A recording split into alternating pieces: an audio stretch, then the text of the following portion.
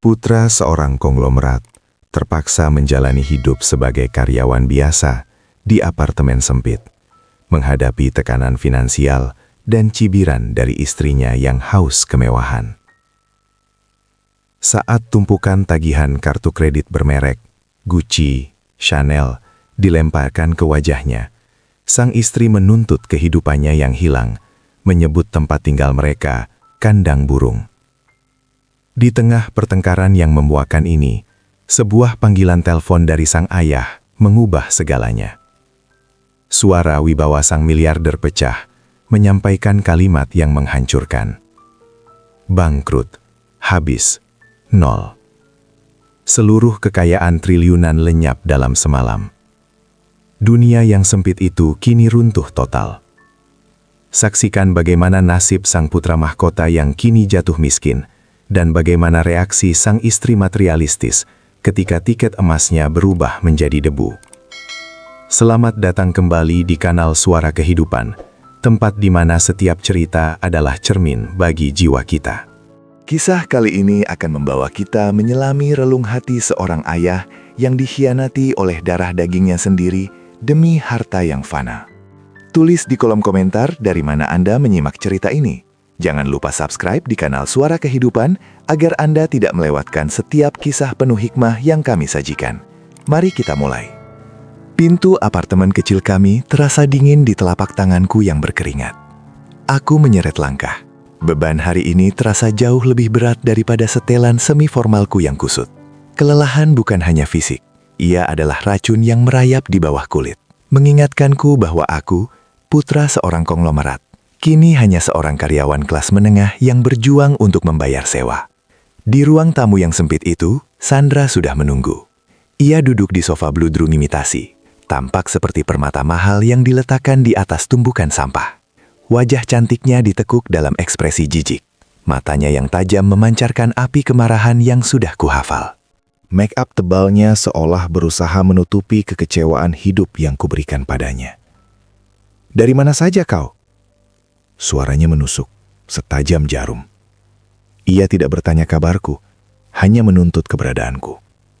Aku bahkan belum sempat melepas dasi. "Lembur, ada masalah di kantor." "Masalah? Masalah kita yang sebenarnya adalah ini." Dia melemparkan tumpukan kertas ke meja kopi, membuat cangkir teh yang dingin bergetar. Aku melihat logo-logo yang kukenal. Gucci, Louis Vuitton, Chanel. Tagihan kartu kredit. 50 juta bulan ini, Rizky. Dan kau masih menyuruhku hidup seperti ini, di kandang burung ini? Kau tahu, teman-temanku menertawakanku. Mereka bilang, suamiku putra Pak Hermawan, tapi kami tinggal di tempat sempit yang bahkan tidak punya walk-in closet layak. Aku memejamkan mata. Sudah berapa kali percakapan ini terulang?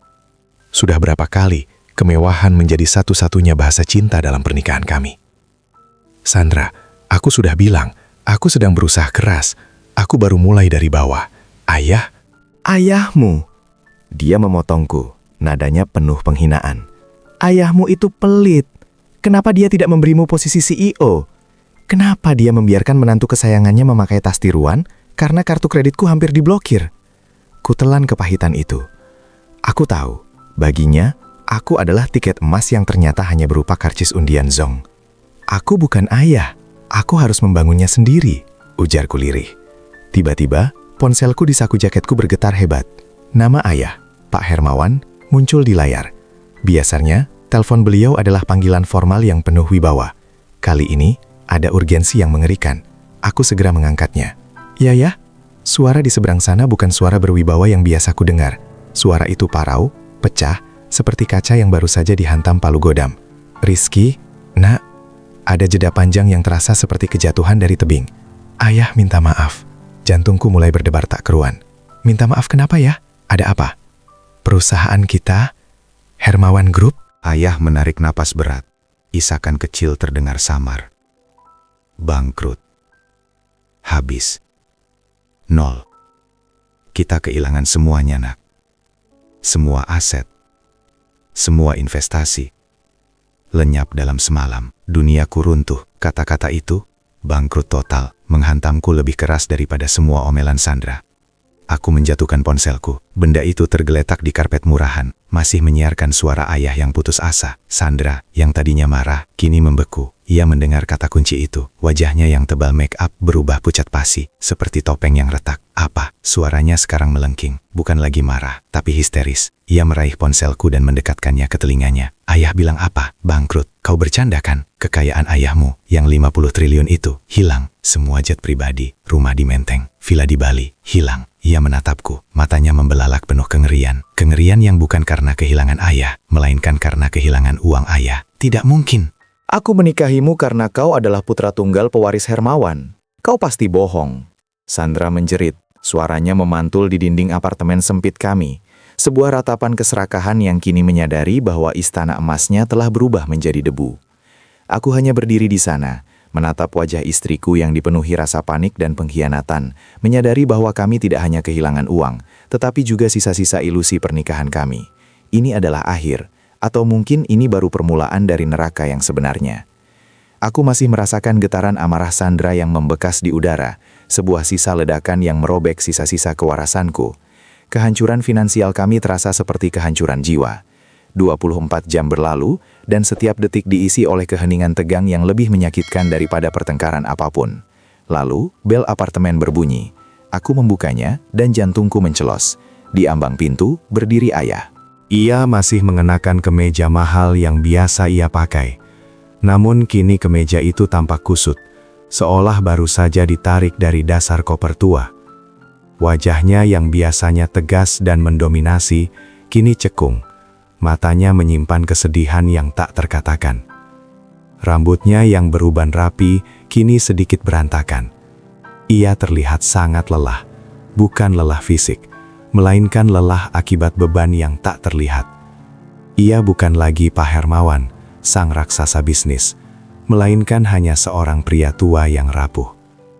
Nah, suaranya serak, penuh keraguan yang tak pernah kudengar sebelumnya. Ayah minta izin. Bisakah ayah tinggal di sini sebentar?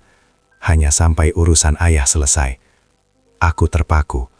Aku tahu ayah tidak pernah meminta bantuan. Permintaan ini adalah pengakuan kekalahan totalnya. Aku ingin mengangguk, memeluknya, dan berkata, tentu saja ya. Tapi sebelum aku sempat mengucapkan satu kata pun, Sandra muncul dari balik punggungku. Gaun sutra bermereknya, Gucci jika aku tidak salah, tanpa kontras dengan ekspresi jijik yang ia pamerkan. Riasan tebalnya seolah membeku menjadi topeng kemarahan. Tinggal di sini. Nadanya setajam pecahan kaca yang menusuk telinga. Setelah kau menghancurkan segalanya, sekarang kau mau membebani kami. Ayah Hermawan sedikit terperanjat mendengar nada suara itu. Namun ia tetap diam. Kami sudah susah, Pak Hermawan. Kau kira apartemen sempit ini panti jompo? Kami harus membayar cicilan dan tagihan. Dan kau mau datang ke sini tanpa uang sepeser pun? Kau mau menghabiskan sisa tabungan kami. Kami bukan bank amalmu. Sandra melangkah maju, mendorongku ke samping, seolah aku adalah penghalang yang tidak penting. Setiap kata yang keluar dari mulutnya adalah cambukan. Cambukan yang ditujukan pada ayah, tapi menghantam tepat di wajahku. Aku mengepalkan tangan. Rasa malu membakar tenggorokanku. Inilah istriku. Wanita yang seharusnya menjadi penopang, kini memperlakukan ayahku seperti sampah. Aku ingin membela ayah, berteriak pada Sandra bahwa ia keterlaluan. Tapi kata-kata Sandra menusukku hingga aku merasa lumpuh. Aku adalah pria 32 tahun yang tidak berdaya, tidak mampu melindungi ayahnya dari kekejaman istri sendiri. Ayah hanya menunduk, menerima setiap tamparan verbal itu. Ia mengangguk pelan, seolah bahunya tiba-tiba menanggung beban 1000 ton. Maafkan ayah, Nah. Maafkan ayah, bisiknya. Suaranya nyaris tak terdengar. Ia berbalik tanpa mengucapkan sepatah kata pun lagi. Langkahnya gontai dan berat. Sandra mendengus puas dan membanting pintu di depan wajah ayah. Aku hanya berdiri di sana, terpenjara dalam rasa bersalah yang tak termaafkan. Menatap pintu tertutup yang kini memisahkan aku dan satu-satunya orang yang benar-benar peduli padaku. Aku telah gagal. Aku telah memilih neraka ini. Dan ayah, kini sendirian, harus menanggung akibatnya. Sana, jangan berdiri seperti patung. Kau pikir aku mau mencium bau apek orang tua yang tidak berguna? Hardik Sandra menarikku kembali ke dalam realitas kejam kami. Aku menatapnya. Wajahnya yang cantik kini terlihat mengerikan dalam cahaya lampu apartemen yang redup. Aku menyadari, ini bukan lagi pernikahan. Ini adalah penjara yang terbuat dari emas palsu dan keserakahan. Dan aku adalah narapidana utamanya. Aku tidak melihat ayah berbalik. Aku hanya mendengar derit pintu lift yang menutup. Memutus satu-satunya jembatan yang tersisa antara masa laluku yang jujur dan masa depanku yang penuh kepalsuan. Ayah pergi tanpa sepatah kata pun. Namun keheningan yang ditinggalkannya adalah jeritan paling memekakan yang pernah kudengar. Kau masih berdiri di sana? Suara Sandra memecah keheningan. Nadanya dipenuhi kemenangan dingin. Dia sudah kembali ke sofa, menyalakan televisi plasma 70 inci kami. Seolah-olah baru saja mengusir pengganggu serangga. Sudahlah Rizky. Jangan buang-buang waktu memikirkan orang tua yang tidak becus mengurus dirinya sendiri. Aku tidak menjawab. Aku hanya menatap lantai marmer mengkilap yang seolah mengejek kekumalan ayah. Dalam keheningan itu, aku tahu, aku telah melakukan dosa yang tak termaafkan. Aku telah memilih kenyamanan sesaat di atas darah dagingku sendiri. Hari-hari berikutnya adalah siksaan sunyi. Ponsel ayah mati. Nomor rumah lamanya, yang sudah lama tidak kuhubungi, kini hanya dijawab oleh operator dengan suara rekaman yang datar. Aku mencoba menghubungi kerabat jauh, teman-teman lama ayah, tapi semua nihil. Ayah telah menghilang, seolah-olah tanah telah menelannya, membawa serta bau apek dan pakaian lusuh yang kami tolak. Setiap pagi, saat aku mencukur janggutku di depan cermin, aku melihat wajah lelah yang sama, wajah pengecut. Rasa bersalah itu bukan hanya emosi, itu adalah beban fisik yang menekan dadaku, membuat nafasku sesak. Aku seharusnya memeluk ayah, aku seharusnya membelanya, tapi Sandra justru bersinar. Dia menghabiskan sore di butik-butik mahal, mencoba gaun baru, tas tangan bermerek yang harganya setara dengan gajiku 3 bulan. Dia bersenandung hiang. Aku lega Rizky, katanya suatu malam, sambil mengoleskan krim ala mahal ke wajahnya. Kita tidak butuh drama kemiskinan dalam hidup kita. Orang seperti itu hanya akan menarik kita ke bawah.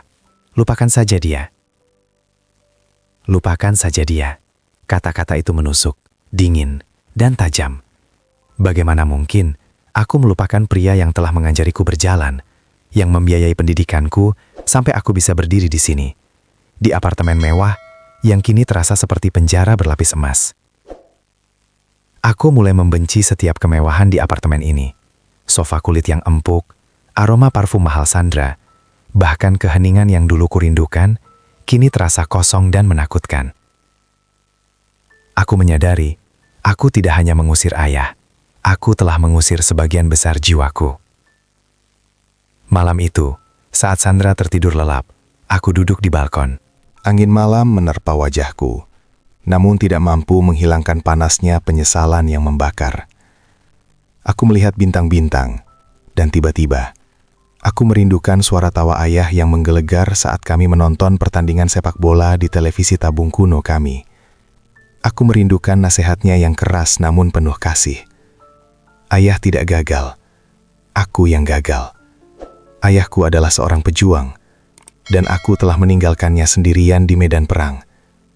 Kini, ada lubang menganga di dadaku, bukan karena kehilangan harta, tapi karena kehilangan sosok yang paling mencintaiku di dunia ini. Lubang itu sangat besar, dan aku tahu pasti, tidak ada jumlah uang atau kemewahan Sandra yang bisa mengisinya. Aku merindukan ayahku.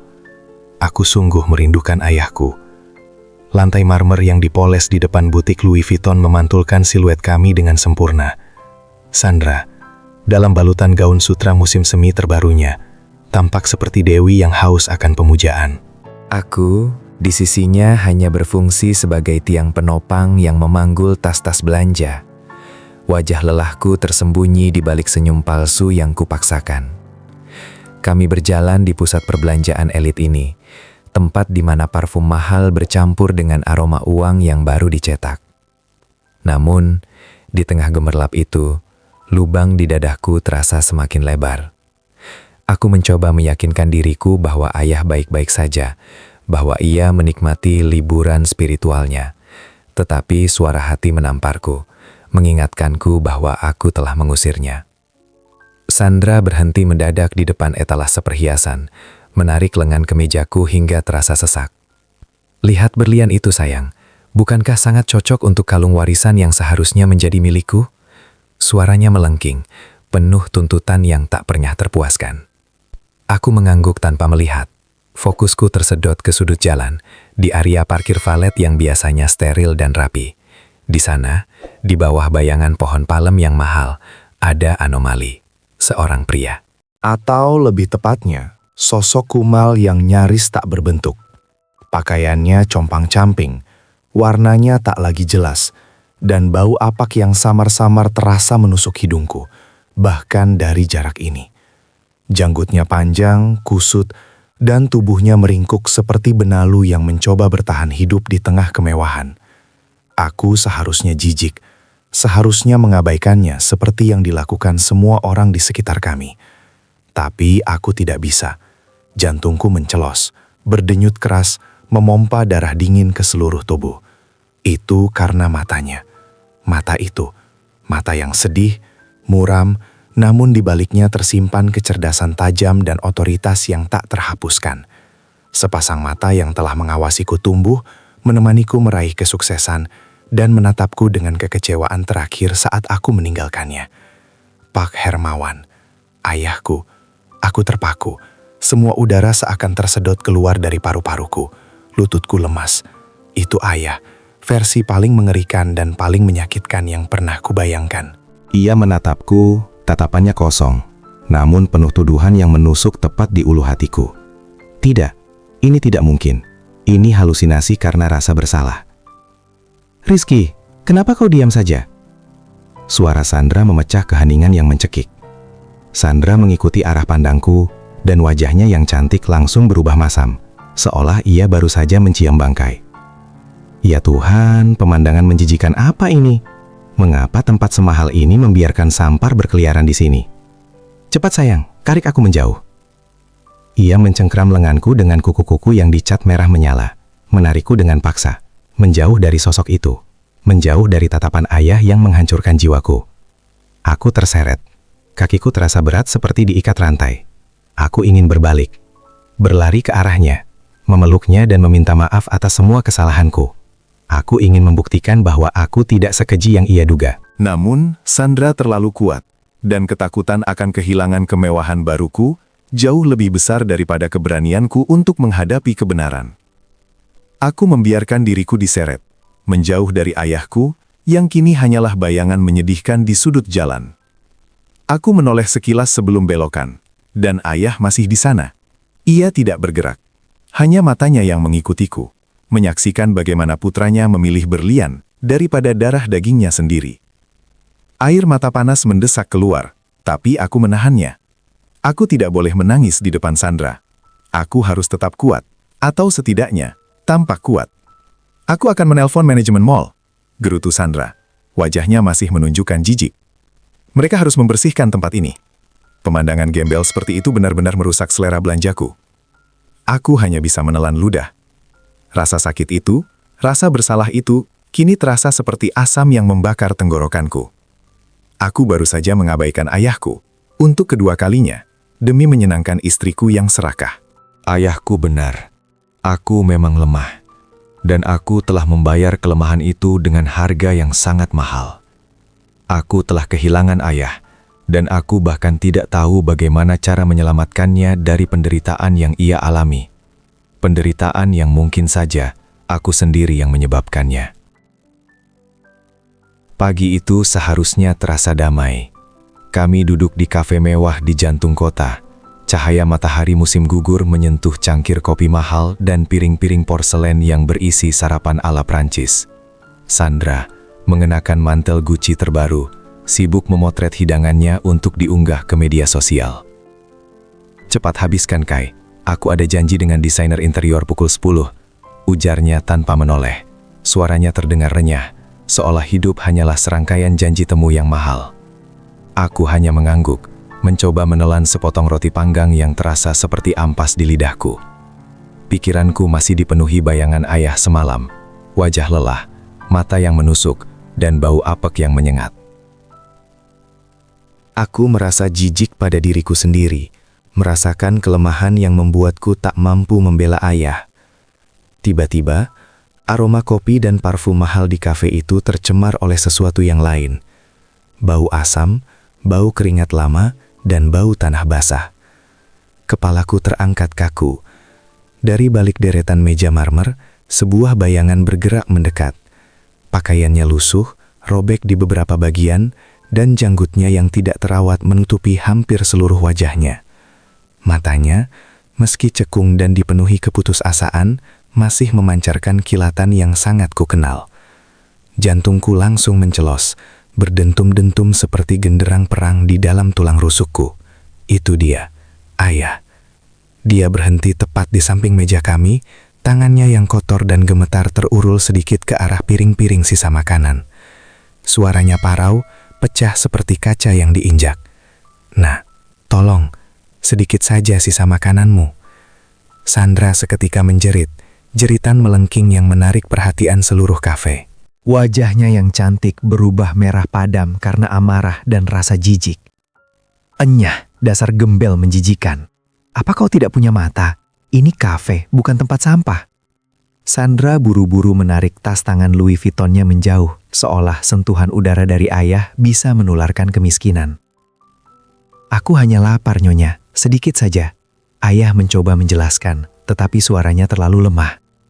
"Pergi, atau aku panggil keamanan." Sandra menunjuk ke arah ayah dengan jari yang dihiasi berlian. Matanya menyala-nyala penuh penghinaan. "Beraninya kau mengganggu sarapanku, bau busukmu merusak selera makanku." Aku duduk membeku, seluruh tubuhku terasa dingin, seolah darahku berhenti mengalir. Aku bisa melihat mata ayah tertuju padaku, memohon, menguji, atau mungkin hanya menuntut pengakuan sederhana. Aku bisa saja berdiri.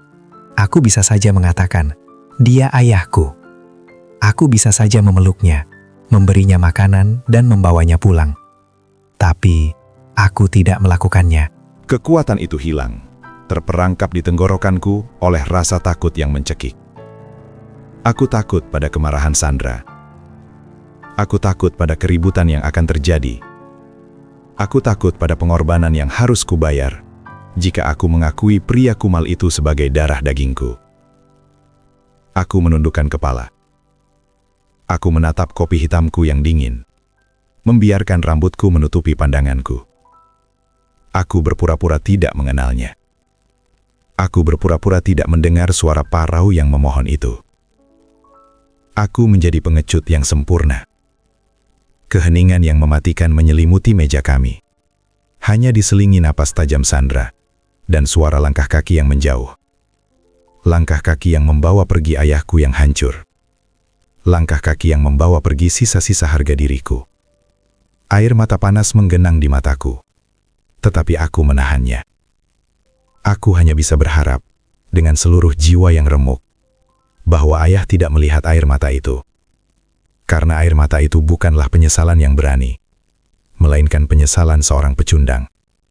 Aku tidak bisa memejamkan mata.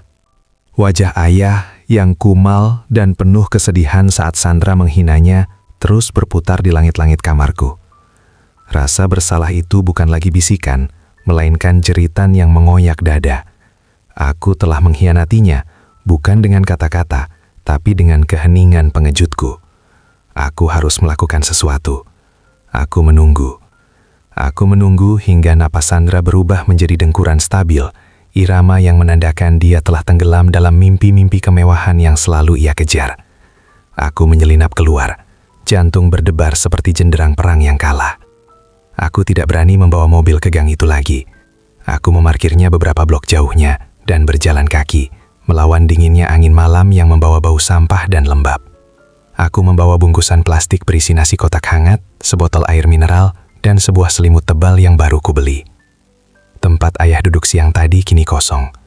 Hanya ada sisa-sisa kardus basah yang menjadi alas tidur. Ayah tidak ada di sana. Apakah dia sudah pergi? Apakah dia kedinginan di tempat lain? Rasa sakit itu menenggelamkanku. Aku berlutut di sudut gang yang paling kering dan tersembunyi. Aku meletakkan makanan dan selimut itu dengan hati-hati, seolah-olah aku sedang mempersembahkan penebusan dosa kepada dewa yang terluka. Ini bukan untuk memperbaiki pengkhianatan yang telah kulakukan. Ini hanya untuk meredam sedikit api di dalam diriku. Aku berdiri, memandang bungkusan itu untuk terakhir kalinya. Pergi. Aku harus segera pergi sebelum ada yang melihat. Saat aku membuka pintu apartemen dengan kunci cadangan, mencoba beroperasi tanpa suara, lampu ruang tamu menyala, menusuk mataku seperti jarum es. Sandra sudah menungguku. Dia duduk tegak di sofa beludru, mengenakan piyama sutra mahalnya. Wajahnya, yang biasanya dihiasi senyum manja, kini keras dan dingin. "Dari mana kau?" Suaranya datar, lebih menakutkan daripada amarah yang meledak-ledak. Aku menelan ludah. "Mobil mogok, sayang. Aku baru pulang dari bengkel." Sandra tertawa. Tawa yang kering dan tidak mengandung humor sedikit pun. Dia bangkit, berjalan perlahan mendekat. Wajahnya sangat dekat hingga aku bisa mencium aroma parfum mahal yang ia kenakan. "Bengkel mana, Rizky?" ucapnya sambil menggerayangi saku jaketku, yang menjual selimut dan nasi kotak di tengah malam. Dia menarik keluar struk belanja minimarket yang sialan itu. Kertas itu tampak seperti bukti kejahatan di tangannya. "Kau menghamburkan uang?" Matanya menyala dengan kebencian. "Untuk sampah jalanan itu? Untuk pria bau yang mengaku ayahmu itu? Itu bukan urusanmu!" Aku membentaknya. Aku tidak peduli lagi jika tetangga mendengar. "Ini urusanku. Semua uang di rumah ini adalah urusanku. Kau bersikap sentimental untuk gembel yang membuat kita malu di depan umum. Kau tahu betapa kerasnya aku berusaha menampilkan citra kaya raya, dan kau merusaknya demi harga diri pecundangmu." Sandra menjerit. Suaranya naik 1 oktav penuh histeria. "Dia ayahku. Ayahmu sudah mati bagiku." Dengarkan baik-baik, Rizky. Kalau kau terus bertingkah seperti pahlawan kesiangan yang miskin dan sentimental, menghamburkan uang yang bahkan tidak kita punya, aku akan pergi. Aku bersumpah, aku akan meninggalkanmu. Kau pilih, kehormatan palsu atau aku dan masa depan kita yang kaya raya. Dia melemparkan struk itu ke lantai, lalu berbalik dan menghilang ke kamar tidur. Pintu dibanting, meninggalkan aku sendirian di ruang tamu yang dingin, dengan pilihan yang terasa seperti 2 bilah pisau yang siap mengiris leherku. Kehancuran atau pengkhianatan yang sempurna. Aku mengambil kunci dan dompet, mengikuti Sandra keluar dari apartemen. Udara malam terasa dingin, menusuk kulitku, tapi hatiku jauh lebih dingin. Sandra memanggil taksi daring, wajahnya kaku, garis rahangnya mengetat, penuh kebencian yang tidak berusaha ia sembunyikan. Kami berdiri di pinggir jalan yang sepi, di bawah cahaya lampu neon yang redup. Sandra terus menghentakkan sepatu hak tingginya ke aspal, seolah ingin melampiaskan amarahnya pada bumi. Aku hanya diam, menatap kosong, mencoba menenangkan badai rasa bersalah dan kebingungan yang bergolak di dadaku. Kehancuran rumah tangga atau kehormatan ayah? Pilihan itu sungguh mencekik. Tiba-tiba, bayangan bergerak di sudut mataku. Aroma apek dan asam yang familiar menyeruak, membuat perutku mual. Dia, ayahku, dalam wujudnya yang paling hina, berjalan mendekat dari balik tiang listrik. Jantungku mencelos, berharap Sandra tidak melihatnya. Kali ini, ia tidak meminta uang. Ia hanya berhenti 2 langkah di depan kami. Tubuhnya sedikit membungkuk. Suaranya serak dan pelan, terdengar tulus dan tidak mengancam. "Nak, maaf mengganggu. Boleh aku tahu jam berapa sekarang?" Ia mengangkat tangannya yang kotor, seolah ingin menunjukkan bahwa ia hanya membutuhkan informasi. bukan belas kasihan. Mata Sandra menyala, memantulkan cahaya neon. Wajahnya yang cantik berubah menjadi topeng kemarahan murni. "Minggir!" desis Sandra tajam. "Hanya sebentar, Nak. Aku hanya ingin tahu." Sebelum ayah sempat menyelesaikan kalimatnya, Sandra bergerak cepat. Dengan kekuatan yang mengejutkan, ia mengayunkan telapak tangannya dan mendorong bahu ayah. Tubuh renta itu limbung, tidak siap. Ia menabrak dinding bangunan di belakang kami, lalu merosot ke trotoar. Tas lusuhnya terlepas, dan isinya yang berupa botol plastik dan kertas-kertas kumal berhamburan. Aku tertegun, lidahku keluh, kakiku terpaku di tempat. Lalu, hal yang paling menghancurkan terjadi. Sandra mendekat, menatap ayah yang tersungkur dengan tatapan jijik yang tak terperikan. Ia mengangkat kepalanya sedikit, dan aku melihatnya. Ia meludah. Ludah itu jatuh tepat di dekat kaki ayah yang berlumuran debu. "Menjijikan. Kau kotor. Menjauh dari kami. Dasar sampah!" teriak Sandra. Suaranya menusuk malam, penuh kemenangan keji. Dunia seakan berhenti. Aku tidak bisa bernapas. Aku menyaksikan istriku, wanita yang aku cintai, wanita yang aku pertahankan, memperlakukan ayahku sendiri seperti binatang yang terperosok di lumpur. Rasa jijik yang dingin merayap di punggungku, jijik terhadap Sandra yang begitu mudahnya menanggalkan kemanusiaan. Tapi 1000 kali lipat lebih jijik pada diriku sendiri. Aku berdiri di sana, seperti patung pengecut yang terbuat dari keraguan. Aku tidak bergerak. Aku tidak membela. Aku telah gagal. Aku adalah anak yang mengkhianati darah dagingnya demi janji kekayaan palsu. Saat taksi yang dipesan Sandra tiba, aku hanya bisa melihat ayahku yang kini hanya menunduk, sibuk memunguti barang-barangnya yang berserakan. Sementara air mataku menetes tanpa suara, aku masuk ke dalam mobil, meninggalkan ayah di sana.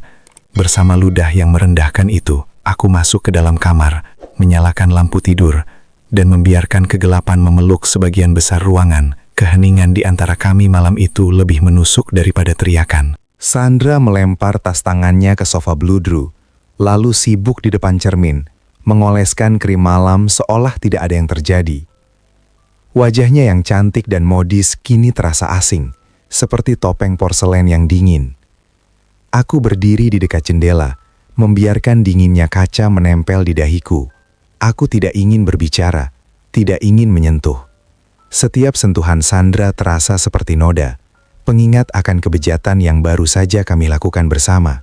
Sebuah kolaborasi keji dalam penghinaan. "Kenapa kau berdiri di sana seperti patung, Mas?" tanyanya tanpa menoleh. Suaranya terdengar jengkel.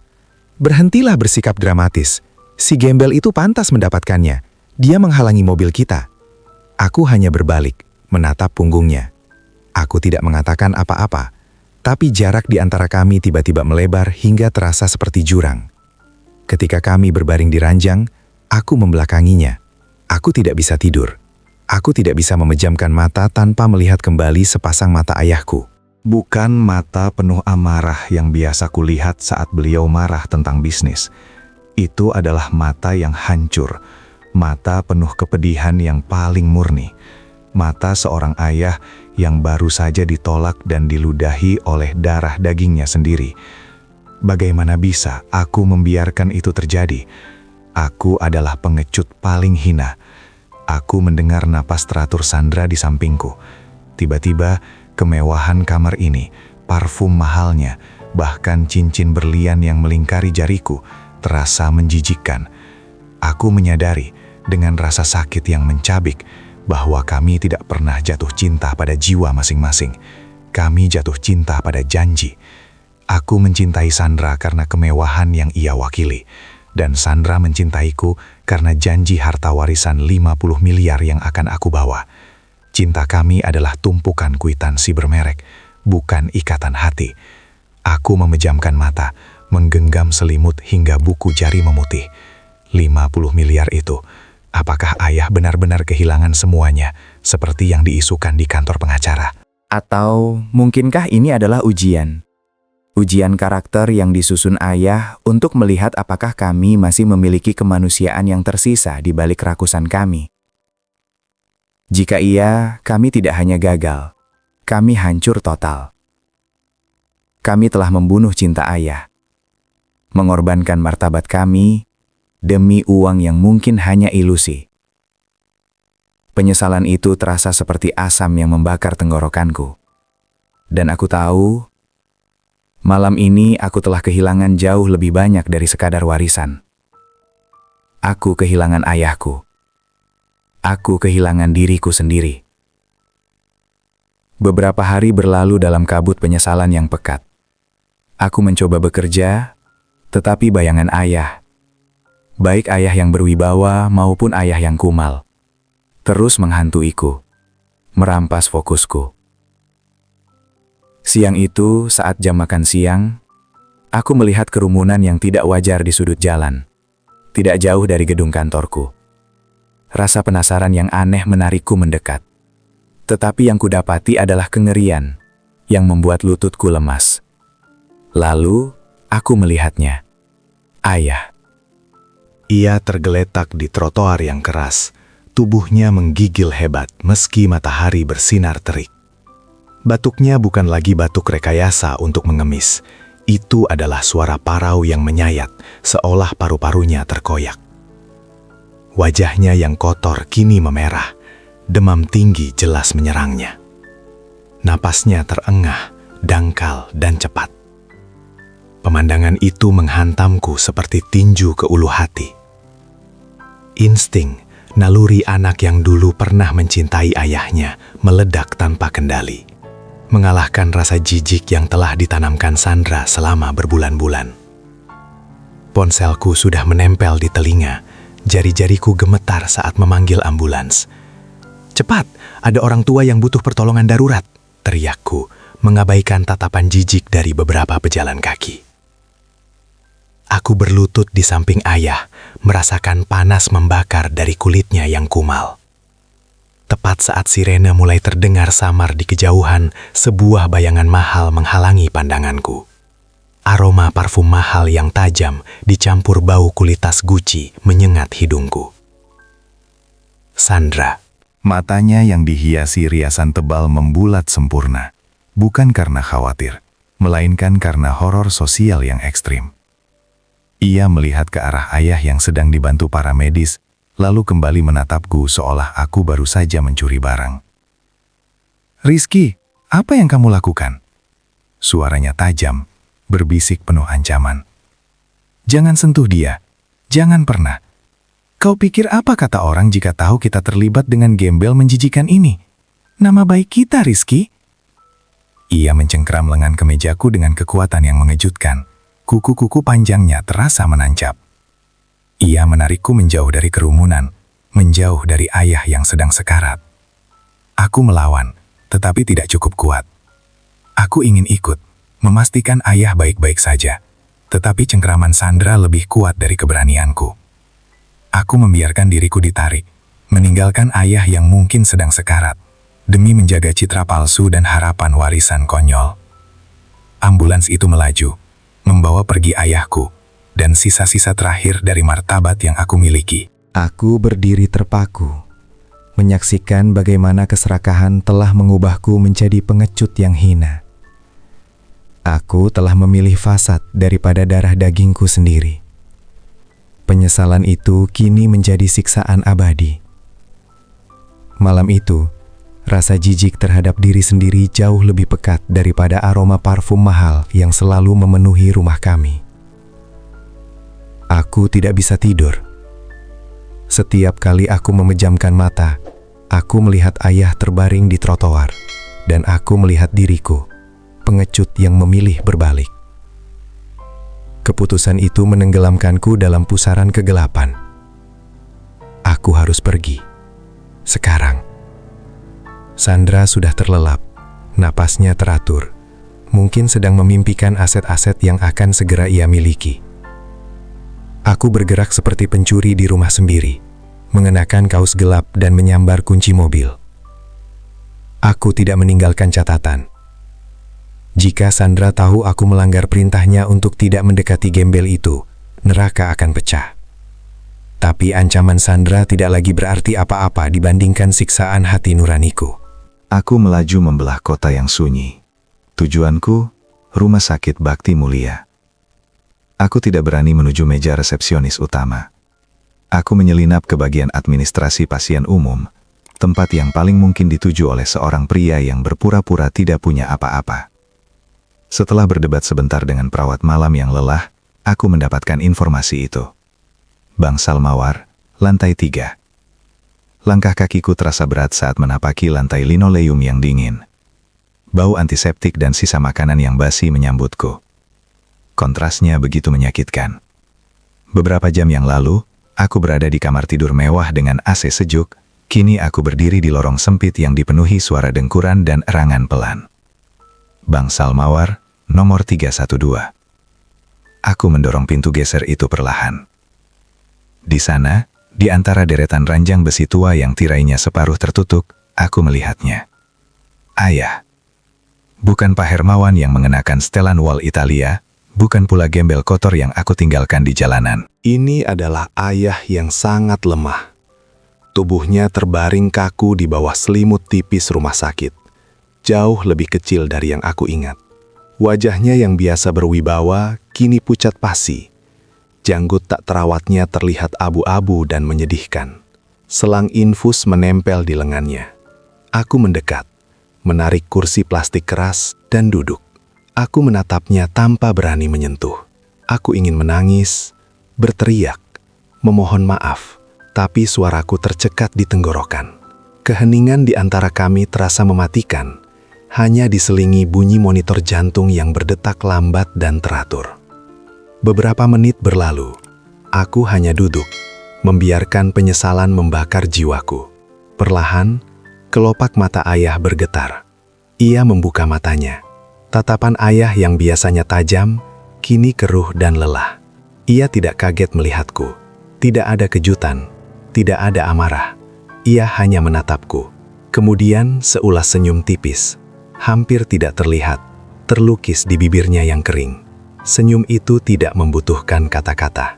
Tatapan matanya yang teduh seolah menembus setiap lapisan kepengecutan dan keserakahanku, langsung ke inti hatiku yang hancur. Aku tahu, Nak. Aku tahu kau akan datang. Aku membalas tatapan itu. Air mataku akhirnya tumpah. Namun aku tetap membisu. Aku mengerti. Inilah momen terakhir kami.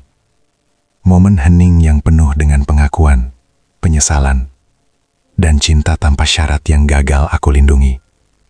Itu adalah perpisahan yang tidak pernah kami ucapkan. Ayah menutup matanya lagi. Dan monitor jantung di sampingnya mulai berbunyi. Nada yang berbeda. Nada yang panjang dan memilukan. Pagi itu, aku terbangun bukan karena alarm, melainkan karena keheningan yang mencekik. Keheningan yang ditinggalkan oleh malam yang basah oleh air mata, dan pengakuan yang terlambat. Aku menatap langit-langit, merasakan beban batu yang menimpa dadaku. Kenyataan bahwa ayah sudah pergi, atau setidaknya hampir pergi, terasa terlalu nyata. Pukul 7:07. Telepon di nakas berdering, memecah kesunyian rumah kami yang mewah namun dingin. Aku meraihnya dengan tangan gemetar. Dengan Bapak Rizky Hermawan, suara di ujung sana terdengar profesional, dingin, dan sangat final. Kami dari Rumah Sakit Bakti Mulia. Kami menyesal memberitahu Anda bahwa Bapak Hermawan telah meninggal dunia pada pukul 6:50 pagi ini karena komplikasi jantung yang parah. Genggamanku pada ponsel melonggar. Kata-kata itu, meskipun sudah aku antisipasi sejak monitor jantung itu berbunyi panjang semalam, tetap menghantamku seperti godam. Aku tidak bisa bernafas. Ponsel jatuh ke karpet tebal. Suaranya yang teredam terasa seperti teriakan yang tak terucapkan di telingaku. Aku tersungkur di tepi ranjang. Rasa sakit itu bukan lagi sekadar penyesalan, melainkan lubang hitam yang menghisap seluruh jiwaku. Ayah benar-benar pergi. Aku tidak sempat. Aku gagal. Tangisan yang keluar dari tenggorokanku adalah erangan kasar, suara binatang yang terluka. Aku menutupi wajahku dengan kedua tangan, membiarkan rasa bersalah yang tak termaafkan itu merobek-robek setiap serat diriku. Kehidupan yang aku jalani, semua kekejaman yang aku biarkan terjadi, kini menjadi warisan pahit yang harus aku pikul sendirian. Kenapa kau berteriak seperti itu, Rizky? Sandra muncul dari kamar mandi, rambutnya tergulung rapi, wajahnya sudah siap dengan lapisan dasar kosmetik mahal. Ia tampak kesal karena tidurnya terganggu. "Ayah, ayah sudah tiada," bisikku, suaraku nyaris hilang. Sandra terdiam, ekspresi wajahnya yang semula jengkel langsung berubah. Namun itu bukan ekspresi duka, itu adalah ekspresi perhitungan. Matanya yang tajam, dihiasi bulu mata palsu tebal, mulai bergerak, menilai situasi. Ia melangkah mendekatiku, tidak untuk memeluk, melainkan untuk menegakkan posisinya. Jari-jari berliannya menekan bahuku, suaranya menusuk seperti jarum es, menembus kabut kesedihanku. "Meninggal?" Tiba-tiba sekali, katanya. Nadanya lebih terdengar seperti sedang menanyakan harga saham. "Tunggu sebentar, bagaimana dengan asuransi? Ayahmu pasti punya asuransi jiwa yang besar kan? Atau aset tersembunyi? Selama ini dia tinggal di mana? Rumah itu pasti atas namanya." Aku mendongak, menatap wajah cantik yang kini terasa asing dan menjijikan. Air mataku belum kering, namun kemarahan yang dingin mulai membeku di pembuluh darahku. Kau bahkan tidak bertanya bagaimana perasaanku," gumamku. Suaraku penuh kekecewaan yang mendalam. "Ayahku baru saja meninggal, Sandra. Dan hal pertama yang keluar dari mulutmu adalah uang." Sandra menarik tangannya. Ekspresi pura-pura sedihnya langsung menguap. Ia menatapku seolah aku adalah orang bodoh yang baru saja melewatkan kesempatan emas. "Tentu saja aku sedih, sayang. Tapi kita harus realistis. Kita berutang banyak. Jika ayah meninggalkan warisan, ini bisa menyelamatkan kita. Cari tahu asetnya, Rizky." Jangan buang waktu menangisi orang yang sudah tidak berguna. Kata-kata itu menghantamku. Di tengah hancurnya hatiku karena kehilangan, aku harus menghadapi realitas mengerikan bahwa aku menikah dengan monster yang hanya melihat angka dan label harga, bahkan di hadapan kematian. Rasa muak yang mendalam bercampur dengan kesedihanku membuatku merasa mual. Aku melihat ayahku mati 2 kali, sekali di rumah sakit, dan sekali lagi di mata istriku sendiri. Pemakaman itu terasa seperti kesalahan yang menyakitkan. Bukan di mausoleum mewah yang dibayangkan Sandra, melainkan di sepetak tanah umum yang sunyi, di bawah langit mendung yang seolah ikut menangisi kemalangan ini. Hanya ada 3 orang yang berdiri di sana. Aku, Sandra, dan seorang pria asing bernama Bapak Danu. Bapak Danu, pengacara yang muncul entah dari mana, mengurus semuanya. Ia mengenakan setelan abu-abu konservatif, rapi, dan matanya di balik kacamata memancarkan ketenangan yang aneh. Terlalu tenang untuk suasana pemakaman. Ia mengatur peti kayu sederhana itu, peti yang terlihat begitu murahan dan jauh dari kata pantas untuk seorang pria yang pernah menguasai separuh industri properti di kota ini. "Ini penghinaan," desis Sandra, mencengkram lenganku begitu erat hingga kuku akriliknya yang panjang menusuk kulitku. "Rizky, ayahmu adalah Hermawan. Tidak ada karangan bunga dari kolega, tidak ada liputan media. Ini pemakaman gembel, bukan pemakaman konglomerat." Aku bisa merasakan tatapan Bapak Danu tertuju pada kami, tetapi ia tidak mengucapkan sepatah kata pun. Ia hanya berdiri tegak di seberang gundukan tanah basah, mengawasi kami dengan ekspresi yang sulit kubaca. Apakah itu iba atau justru penghakiman? "Ayah memilihnya, Sandra," bisikku, suaraku serak karena duka yang belum sepenuhnya kunikmati. Aku terlalu sibuk menahan amarah dan rasa malu di hadapan istriku sendiri. "Memilihnya? Ayahmu memilih untuk menjadi aib bahkan setelah mati." Ia melirik jijik pada lumpur yang mengotori sepatu hak tingginya. "Aku tidak percaya kita harus berdiri di sini, berbau apek, hanya untuk mengubur rahasia dan kebodohannya." Aku menoleh, menatap wajah Sandra yang cantik, yang kini terdistorsi oleh keserakahan murni. Ia tidak melihat ayah yang telah pergi. Ia hanya melihat lubang hitam di rekening bank yang seharusnya berisi puluhan miliar. Rasa muak itu kembali, lebih kuat dari sebelumnya, bercampur dengan kesedihan yang mendalam. Ketika tanah terakhir ditimbun dan doa selesai dibacakan oleh Bapak Danu dengan suara yang rendah dan mantap, aku merasa ayahku benar-benar pergi. Ia tidak hanya meninggalkan dunia, tetapi ia juga membawa semua rahasia bersamanya. Rahasia di mana aset-asetnya bersembunyi, rahasia kenapa ia memilih jalan menyakitkan ini. Ayah pergi, dan yang tersisa hanyalah kehampaan yang dingin, bau tanah basah, dan desisan keserakahan istriku di telingaku. Bapak Danu menutup buku doanya, menatap kami sekali lagi dengan tatapan yang penuh misteri. Seolah ia tahu bahwa drama yang sesungguhnya belum dimulai. "Kita harus bicara, Rizky," kata Bapak Danu akhirnya. Suaranya datar. Ada wasiat yang harus dibacakan. Seminggu adalah waktu yang terlalu singkat untuk mencerna kehilangan, tetapi waktu yang cukup panjang bagi keserakahan untuk bersemi.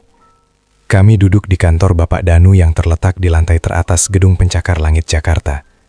Dinding marmer hitam, aroma kopi mahal yang menguar, dan keheningan yang menyesakkan, menciptakan aura kekuasaan yang tak terbantahkan. Tempat ini adalah altar bagi para dewa uang, dan hari ini kami adalah pemujanya, meskipun kami datang dengan niat yang sangat berbeda. Di sebelahku, Sandra duduk tegak, kaku. Ia mengenakan setelan Chanel putih yang harganya mungkin setara dengan gajiku setahun, dipadukan dengan sepatu hak tinggi mengkilap yang seolah-olah berteriak, kemakmuran. Wajahnya yang biasanya dipoles tebal, kini memancarkan ketegangan yang nyaris tidak bisa ia sembunyikan. Matanya tidak lepas dari meja mahoni, seolah kekayaan ayah sudah berpindah ke sana. Dia tidak berduka, dia sedang berburu. Aku hanya mengenakan kemeja kantor yang sudah kupakai kemarin. Wajahku lelah dan mataku muram. Kehilangan ayah masih terasa seperti lubang menganga di dadaku. Dingin dan menyakitkan. Aku tidak peduli dengan angka 50 miliar itu. Uang itu terasa kotor. Hasil dari permainan kejam yang ayah mainkan. Yang kuharapkan hanyalah selembar kertas. Satu baris tulisan tangan yang menjelaskan mengapa ia memilih penderitaan dan penipuan itu. Aku butuh penutup, sebuah alasan, bukan rekening bank. Aku butuh maaf darinya, atau setidaknya, penjelasan kenapa ia harus mengorbankan martabatnya demi menguji kami. Bapak Danu, dengan setelan abu-abu konservatifnya, meletakkan sepasang kacamata di ujung hidungnya. Ia menatap kami berdua, dan aku bisa merasakan tatapannya, seolah ia sedang mengukur moralitas kami yang berbeda jauh. Di hadapannya, tergeletak sebuah amplop coklat tebal yang disegel dengan lak merah tua. Amplop itu tampak berat, berisi lebih dari sekadar kata-kata. Itu berisi nasib, dan bagi Sandra, itu berisi pembebasan dari kehidupan sederhana kami yang ia benci. "Tuan Rizky, Nyonya Sandra," suara Bapak Danu memecah keheningan, terdengar formal dan tanpa emosi. "Ini adalah wasiat terakhir dari Bapak Hermawan." Sandra menarik nafas dalam-dalam, dadanya naik turun dengan cepat. Dia mengepalkan tangan di pangkuannya. Aku melihat kilatan liar di matanya. Kilatan yang mengatakan, "Ini dia. Ini hadiahku karena telah bertahan hidup bersamamu." Bapak Danu mengambil pisau surat perak, dan dengan gerakan yang sangat lambat, memotong segel lak merah yang kering.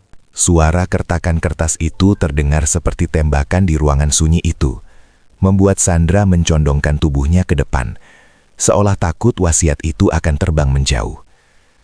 Pengacara itu mengeluarkan beberapa lembar dokumen legal yang tebal, tetapi yang menarik perhatianku adalah selembar kertas terpisah yang tampak lebih personal, diletakkan di atas tumpukan dokumen. Bapak Danu menyesap air mineralnya, menenangkan diri sebelum memulai drama yang ia tahu akan segera meledak. Sebelum saya membacakan rincian aset, Bapak Hermawan secara spesifik meminta agar surat pribadi ini dibacakan terlebih dahulu. Wajah Sandra langsung berubah masam. Ia ingin angka, bukan drama emosional. Tapi hatiku berdetak kencang. Ini dia, pesan ayah yang terakhir. Bapak Danu mulai membaca, suaranya pelan dan penuh otoritas. "Kepada anakku, Rizky, dan menantuku, Sandra. Jika kalian mendengarkan ini, berarti peranku telah berakhir. Kepada anakku, Rizky, dan menantuku, Sandra." Jika kalian mendengarkan ini, berarti peranku telah berakhir. Suara Bapak Danu bergetar sedikit saat membaca kata-kata itu. Mataku terasa panas. Peranku telah berakhir. Kalimat itu menghantamku seperti bongkahan es, membuatku menyadari betapa parahnya aku telah gagal di akhir masa hidup ayah. Ayah tahu, kalian mungkin berpikir ayah meninggalkan kalian dalam keadaan bangkrut. Ayah tahu, kalian mungkin mengutuk ayah karena hidup ayah yang tiba-tiba berubah menjadi gembel di jalanan. Sandra mendengus pelan di sebelahku. Aku bisa merasakan kekesalan yang memancar darinya. Ia ingin drama ini cepat selesai. Ia ingin tahu berapa banyak utang yang harus kami tanggung. Ayah hanya ingin kalian tahu satu hal. Lanjut Bapak Danu, menurunkan sedikit surat itu untuk menatap kami berdua. Tatapannya tajam dan menghakimi. Ayah tidak pernah bangkrut. Keheningan yang mencekik langsung memenuhi ruangan. Jantungku yang tadinya berdetak lambat karena kelelahan, kini melonjak liar, memompa darah dengan kecepatan gila. Apa? Aku menoleh ke arah Sandra.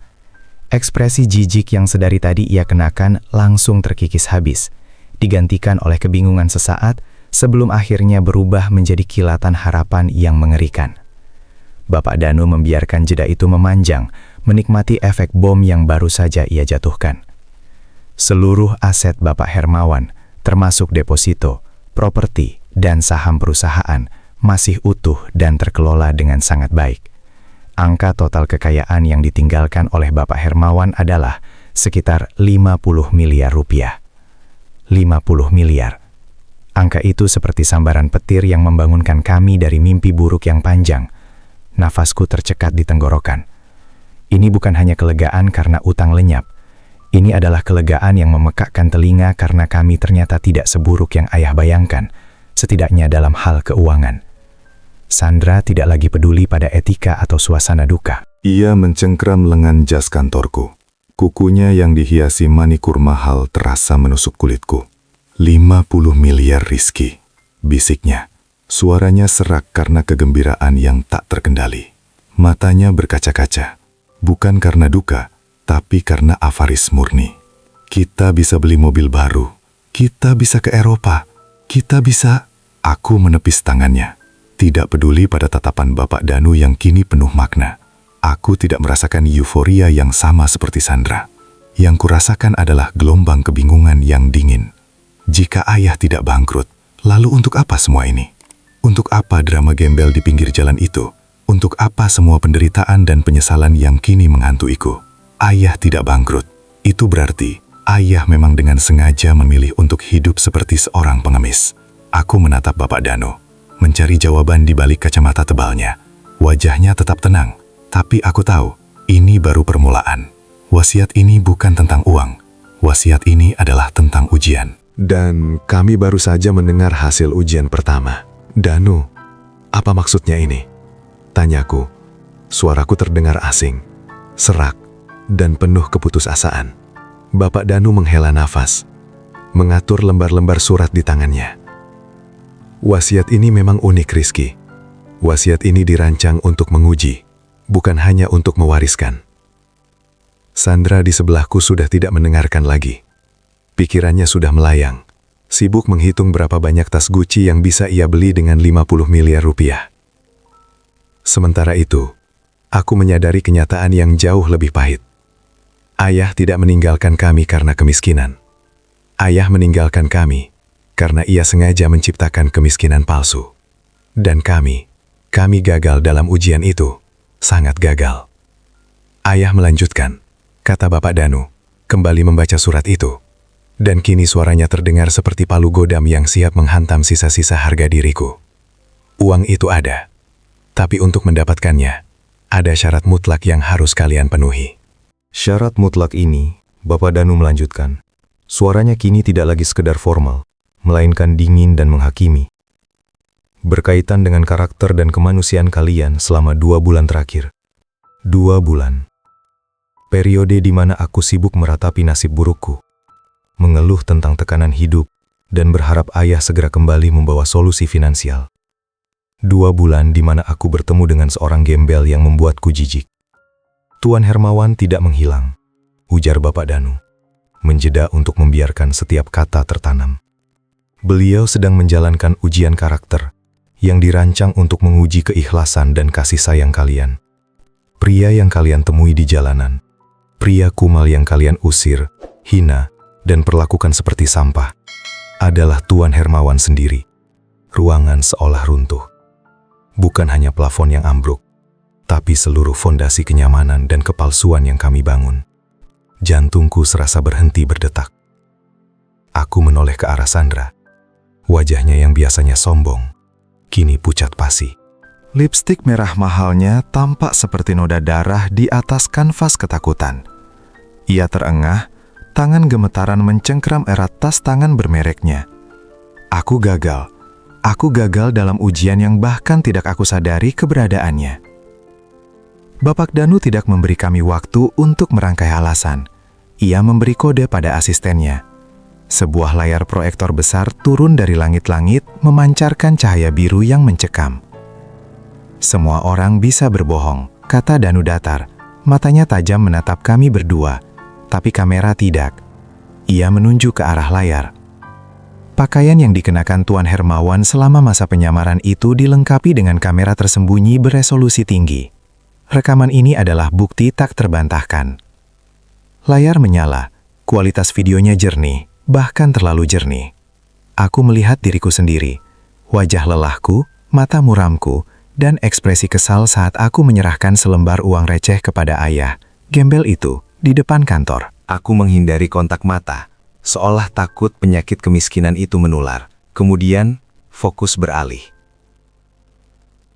Itu adalah adegan di depan butik mewah, tempat Sandra baru saja keluar dengan gaun barunya yang berkilauan. Ayah, dengan janggut kumal, pakaian lusuh yang bau apek, dan mata memohon, mendekatinya. Nak, ayah lapar, gumam suara ayah dari speaker. Suaranya parau dan lemah. Sandra mundur 3 langkah, ekspresi jijik yang tidak disamarkan sedikit pun. Menjijikkan, jangan sentuh aku, dasar bau apek. Kalau merusak pemandangan. Adegan itu berubah. Kami melihat adegan di mana ayah mencoba memegang tangan Sandra untuk meminta sedikit bantuan. Rasa malu yang membakar mengalahkan rasa takut. Kami tidak hanya gagal dalam ujian ini, kami gagal sebagai manusia. Sandra kini terisak-isak, bukan karena penyesalan atas perlakuan kejamnya, tapi karena ia tahu 50 miliar itu sudah terbang menjauh. Kami telah menjual kasih sayang kami untuk selembar kain bermerek, dan kini harga diri kami telah menjadi debu di hadapan kebenaran yang kejam ini. Bapak Danu mematikan proyektor. Kegelapan kembali menyelimuti kami, namun kebenaran itu tetap terang benderang. Ayah kalian melihat semua ini, kata Danu pelan, dan ia telah mengambil keputusan. Aku merasakan darahku mengering. Aku memaksa diri untuk berdiri. Lututku gemetar, dan menunjuk layar proyektor yang kini hanya menampilkan pantulan wajahku yang hancur. Tidak mungkin, siapa pria itu? Itu hanya aktor yang disewa. Katakan padaku, Pak Danu, ini hanya lelucon ayah yang sakit. Suaraku serak, dipenuhi keputusasaan yang menggelikan. Danu tidak bergerak. Ia hanya menatapku dengan tatapan kasihan yang menusuk. Tatapan yang seharusnya ditujukan pada mayat yang baru saja kehilangan jiwanya. Pria yang kalian hina, yang kalian usir, yang kalian biarkan kedinginan di depan gerbang. Tuan Rizky, ujar Danu pelan. Namun suaranya menggema di ruangan sunyi itu. Dia adalah Bapak Hermawan. Udara di sekitarku terasa menghimpit. Bukan sekedar dingin, tapi beku. Aku melihat Sandra. Ia menjerit. Bukan lagi isakan manja, tapi ratapan predator yang kehilangan mangsanya. Jeritannya menusuk telingaku.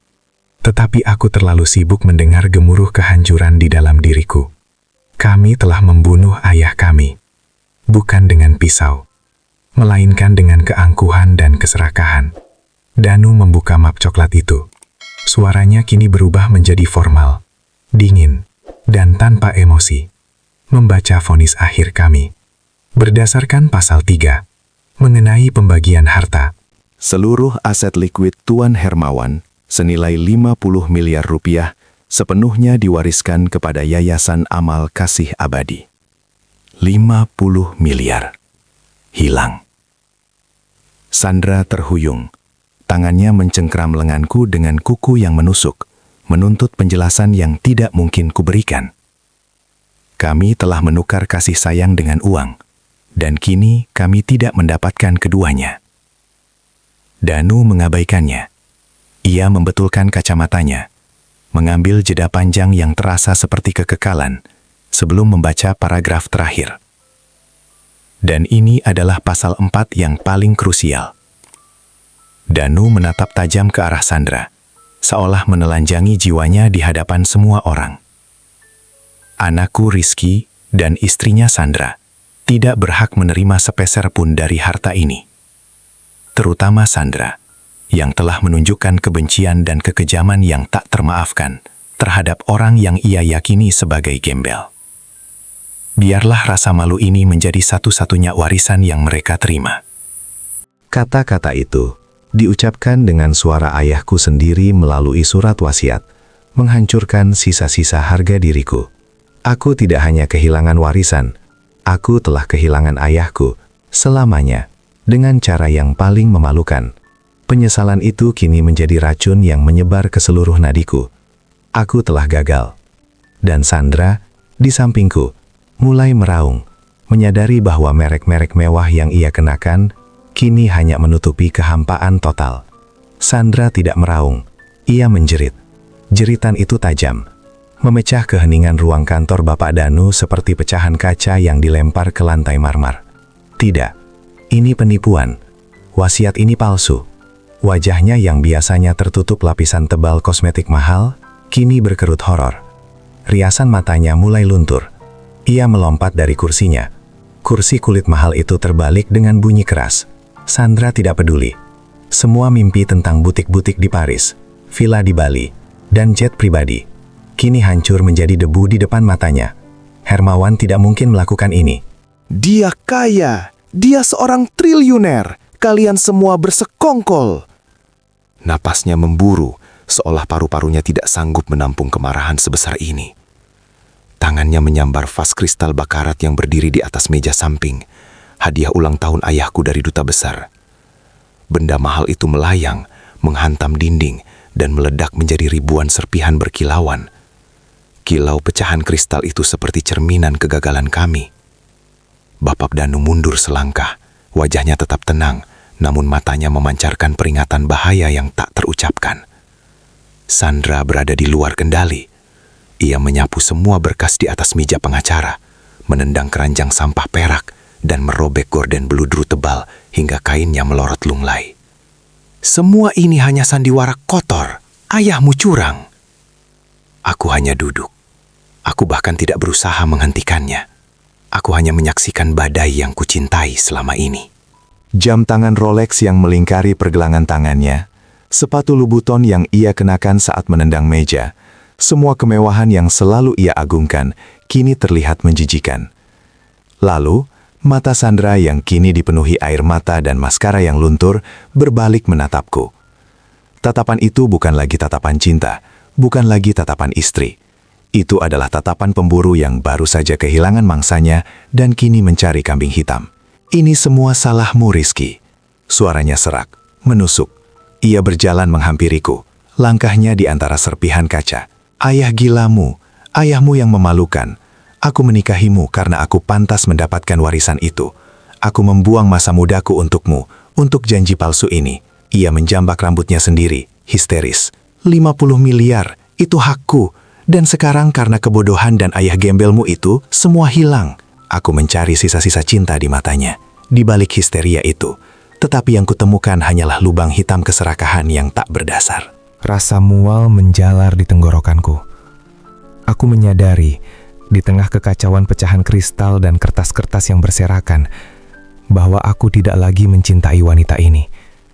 Yang kurasakan hanyalah jijik, dingin, dan kesadaran pahit. Ayah benar, aku telah memilih lumpur. Dan kini, lumpur itu meledak, melumuri diriku. Kami meninggalkan kantor Bapak Danu tanpa sepatah kata pun. Keheningan yang menyelimuti mobil kami dalam perjalanan pulang terasa lebih berat dan mencekik daripada setelan jas mahal yang kukenakan. Sandra duduk di sampingku, tetapi jarak di antara kami kini membentang lebih luas daripada samudra. Matanya yang biasanya memancarkan ambisi, kini hanya memancarkan kekosongan dan kekalahan yang dingin. Setibanya di apartemen kami, kandang emas di lantai ke-30, kami langsung masuk tanpa saling pandang. Sandra melemparkan tas bermereknya ke sofa kurit. Suara benturannya memecah keheningan yang mematikan. Dia berjalan ke jendela, menatap kota yang bergemerlap di bawah. Seolah-olah dia sedang menghitung berapa banyak uang yang baru saja hilang dari pandangannya. Napas yang kutahan sejak kami mendengar keputusan wasiat itu, akhirnya kuembuskan. Rasa sakit yang tajam di dadaku perlahan-lahan digantikan oleh kejelasan yang membekukan. Aku melihat punggung Sandra, siluetnya yang modis, dan menyadari bahwa aku tidak sedang melihat istriku, melainkan patung keserakahan yang terbuat dari gaun desainer. "Kenapa, Rizky? Kenapa kamu diam saja?" Suara Sandra terdengar parau, penuh tuduhan. "Kita kehilangan segalanya, 50 miliar, dan kamu hanya berdiri di sana seperti pecundang." Aku melangkah maju, kakiku terasa berat, tetapi hati koingan.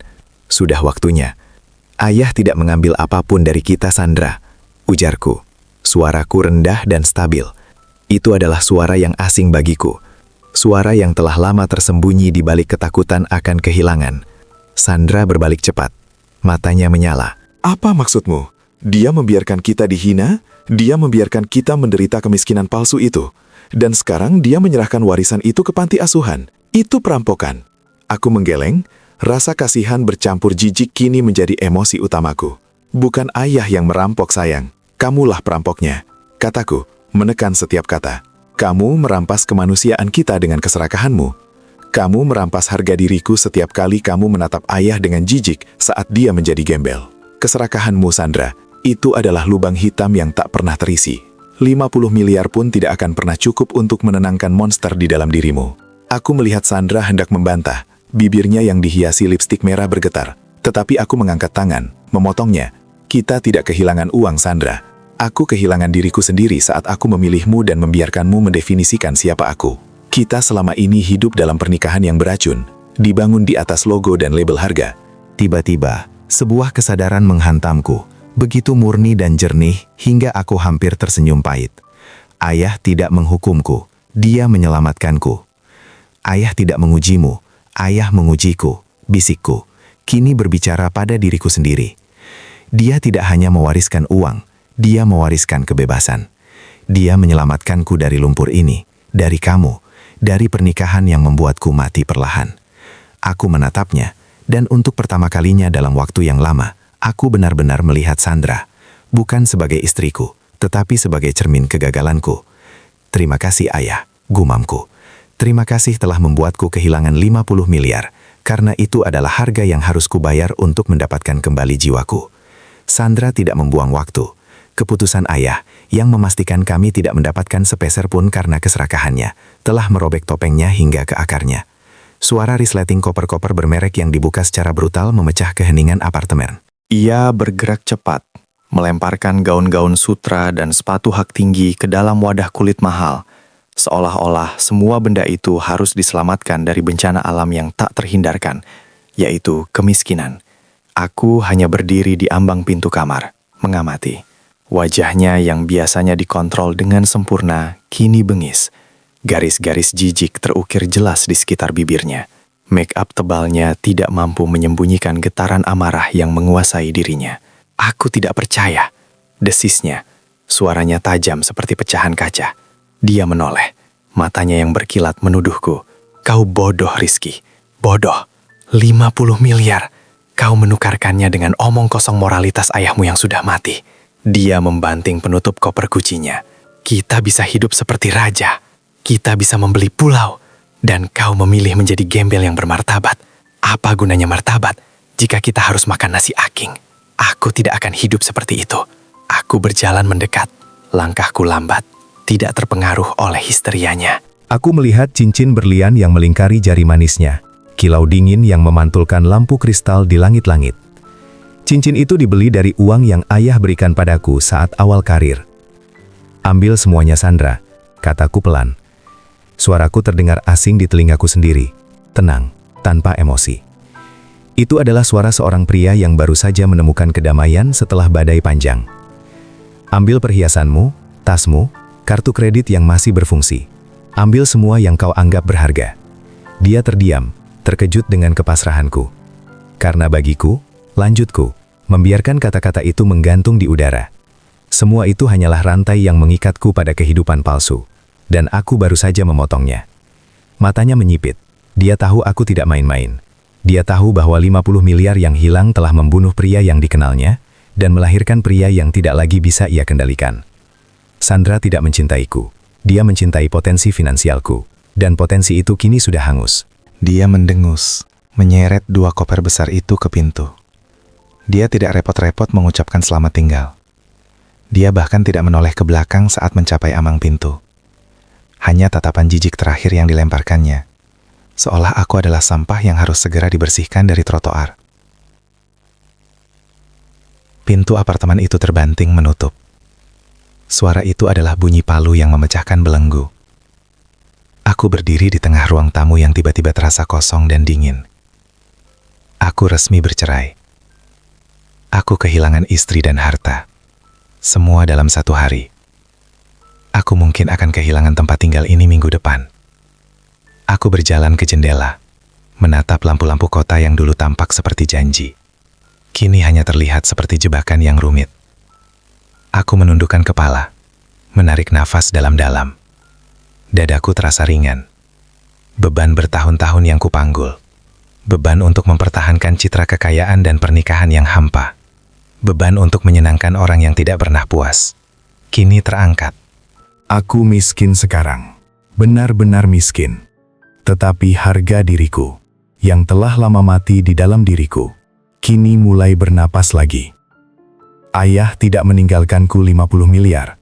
Ayah meninggalkanku diriku sendiri. Dan itu, aku sadar, jauh lebih mahal dari semua uang di dunia. Aku mendapatkan jiwaku kembali. 1 tahun. 1 tahun sejak aku berdiri di depan pengacara Bapak Danu, menatap kosong pada dokumen yang menyatakan bahwa aku hanya mendapatkan selembar surat wasiat, bukan 50 miliar yang menggiurkan itu. Udara di kamar kosku yang kecil, berukuran 3 kali 4 meter, jauh lebih segar daripada AC sentral di penthouse mewah yang dulu kutinggali bersama Sandra. Bau apek karpet mahal telah digantikan oleh aroma samar sabun cuci, dan uap nasi bungkus dari warung sebelah. Aku menyukai keheningan ini. Pagi ini, aku mengenakan kaos polo usang dan celana chino yang sudah pudar warnanya. Aku tidak lagi terburu-buru mengejar target triwulan, atau menghadiri rapat dewan direksi yang penuh intrik. Tujuanku kini hanya satu. Sampai tepat waktu di Yayasan Amal Kasih Abadi. Ironisnya, yayasan inilah yang didanai sepenuhnya oleh 50 miliar milik ayah. Uang itu tidak hilang. Uang itu hanya berpindah tangan. Dari tangan-tangan serakah menjadi tangan-tangan yang membutuhkan. Aku, Rizky, sarjana dari luar negeri, yang dulunya hanya tahu cara menghabiskan uang, kini bertugas menyortir tumpukan pakaian layak pakai dan membantu anak-anak yatim piatu belajar membaca. Tanganku kasar sekarang, bukan karena memegang pena mahal, tetapi karena mengangkut kardus sumbangan. Aku menemukan kedamaian yang tak pernah kubayangkan. Aku hidup sederhana, menyewa kamar kos yang bersih, dan tidak lagi perlu memalsukan senyum atau mengkhawatirkan apakah jam tangan yang kukenakan cukup mahal untuk mengesankan orang lain. Ayah tahu bahwa uang itu akan meracuniku. Ayah tahu bahwa satu-satunya cara untuk menyelamatkanku adalah dengan mencabut akar keserakahan yang telah menancap terlalu dalam. Sore menjelang. Aku membersihkan diri dan menyewa ojek menuju tempat peristirahatan terakhir ayah. Aku berlutut di depan batu nisan marmer yang dingin. Nama ayah terukir di sana, Hermawan. Aku mengerti sekarang ya. Bisiku, suaraku tercekat. Aku meraih bunga sedap malam yang kubawa dan meletakkannya dengan hati-hati. Aku mengerti mengapa ayah harus menjadi gembel. Dan mengapa ayah harus mengambil kembali semua uang itu. Ayah tidak menghukumku. Ayah menyelamatkanku. Aku menunduk. Air mata yang setahun lalu adalah air mata penyesalan dan kemarahan. Kini adalah air mata haru dan syukur. Aku kehilangan 50 miliar. Tetapi aku mendapatkan kembali tujuan hidupku. Warisan sejati ayah bukanlah rekening bank yang membengkak, melainkan pelajaran pahit tentang nilai kemanusiaan, harga diri, dan kerendahan hati. Aku bangkit. Merasakan beban di pundakku benar-benar hilang. Di tengah keheningan pemakaman yang damai itu, aku tahu pasti, pelajaran ayah adalah warisan yang tak ternilai, jauh lebih mahal dari emas, berlian, atau 50 miliar sekalipun. Ayah telah memenangkan permainan ini, dan aku, putranya, akhirnya menemukan kebebasan. Terima kasih telah menemani kami hingga akhir cerita. Saya dari Suara Kehidupan, pamit undur diri. Sampai jumpa di kisah bermakna selanjutnya. Ingatlah, hargai mereka yang menjadi alasan Anda ada di dunia ini, sebelum penyesalan menjadi satu-satunya kawan dalam sepi.